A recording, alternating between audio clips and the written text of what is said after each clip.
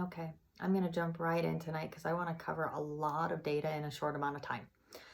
Um, Throughout this, I've been doing my best to try and help you understand what's happening within our real estate market. Most specifically by giving us data, a lot of times relating back to other types of crises, understanding what happens in recessions, but really trying to focus on the data. Now, where this has gotten difficult is that we have to always remember the data that we're getting off of real estate transactions, some of it can be delayed, so to say. When we go under contract, those homes are typically selling 30 to 60 days later. So as we're getting, especially pricing data, that can be from a previous time and as of recently a much different market. So as we've been moving throughout this, I've been very tentative with some of the data I've given you because we haven't had too much of what I call straight COVID data. Not pre-COVID data where things went under contract beforehand and now we're kind of seeing the impact of it, but straight COVID data, especially when it comes to pricing. So we've had some more reports now released, including April data.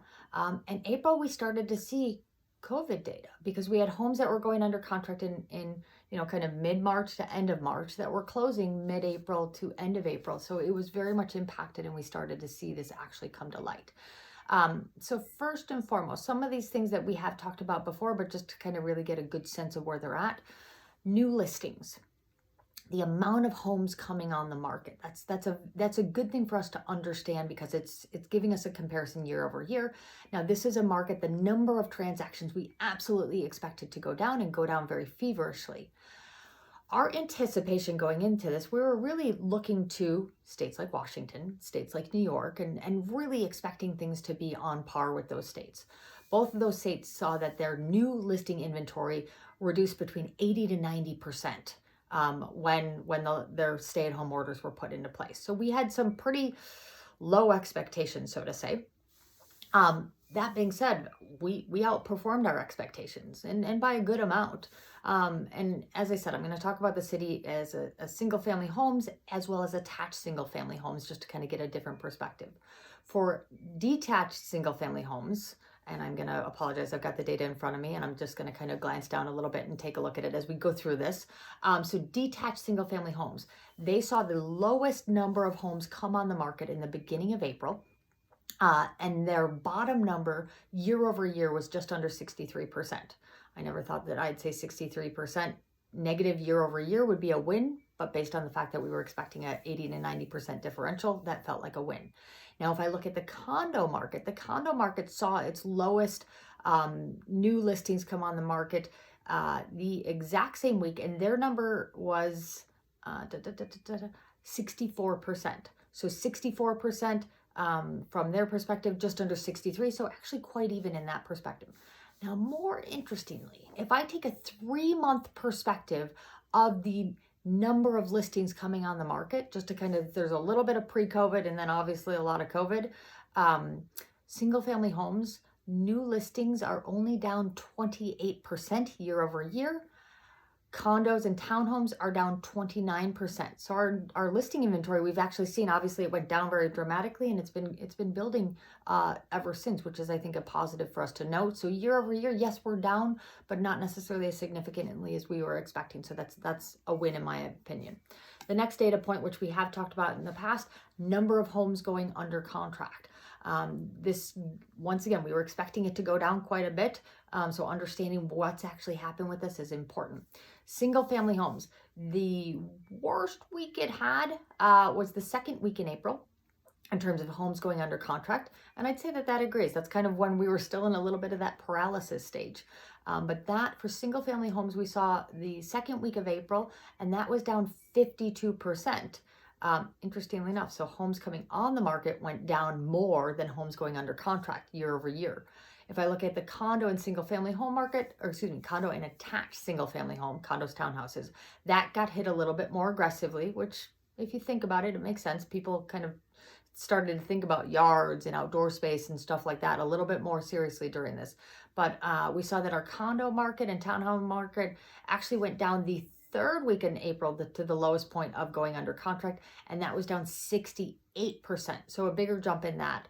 Now, year over year, for what we've seen in the last 3 months, our single family home market, number of homes going under contract is only down under 17%, 16.8%, which actually feels quite good. The condo townhouse market, that's been beaten up a little bit more. That is down just over 31%. But still, in the grand scope of things, both of them are performing fairly resiliently. Prices. Now, this is something that I haven't talked too much about because we haven't had the data from it. But now, as I said, we're deeper into this and we're seeing more and more data come from it. So with that being said, what are we seeing with prices? We have seen a good amount of growth. Now, obviously, we've got the single family homes and the attached single family homes, condos and townhouses.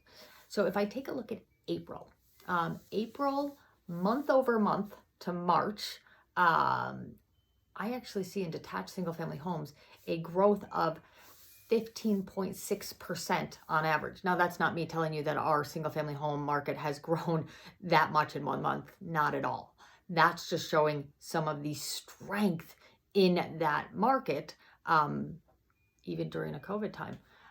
If the better data, the better statistic for me to look at, because months can see, you know, that's so much of what actually closed. And if we have lower inventory closing, the sales can kind of swing those numbers a bit. Take it with a grain of salt. Year over year data is always going to be better. Year over year, from May 2019 to April 2020, single family homes, we saw a growth of 5% in our average prices. Now, this is throughout the city, on average, 5% growth.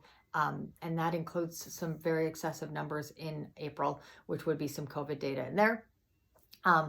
Also on the single family home attached condos and townhomes, the April number, April over March, saw a growth of about 6.7% in average sales price. If I look at that year perspective again, it's fairly close to the detached. It's right there at 4.7%. So both of these markets, even starting to include COVID data, are still showing positives and quite strong positives, if you ask me, which I think is great to report. Now, part of this, I'm not going to talk about it tonight because it is a conversation all in itself, and I'll try and maybe I'll tackle it tomorrow night. But our inventory and our month's supply, how we gauge our inventory, all of the data is coming in is that our inventory is tight. We have more people that want to buy homes than homes on the market, and that is what is continuing to give people like myself confidence that our pricing is doing okay in this, and we're not seeing prices really take a hit. Now, we could, you know, and there's definitely market sectors that are feeling it more than others. We've talked a little bit about the luxury market is feeling it a little bit more than the others.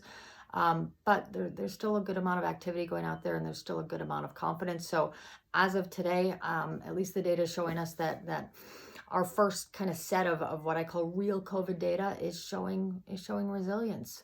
And I think that's good for us to know. So on that note, be kind. Be kind to one another. Be kind to yourself. Take care of one another. Take care of yourself. Be smart in your social distancing. I know we're getting more comfortable in this, and I just fear that sometimes more comfortability means we lessen our awareness. And I think right now it's more important than ever to be aware. Be proud of our essential workers and our first responders. People are out there doing amazing work. We are doing it. We are getting through this together. I am so honored to be a part of your pandemic journey, so to say. I will look forward to seeing you again tomorrow. Be well.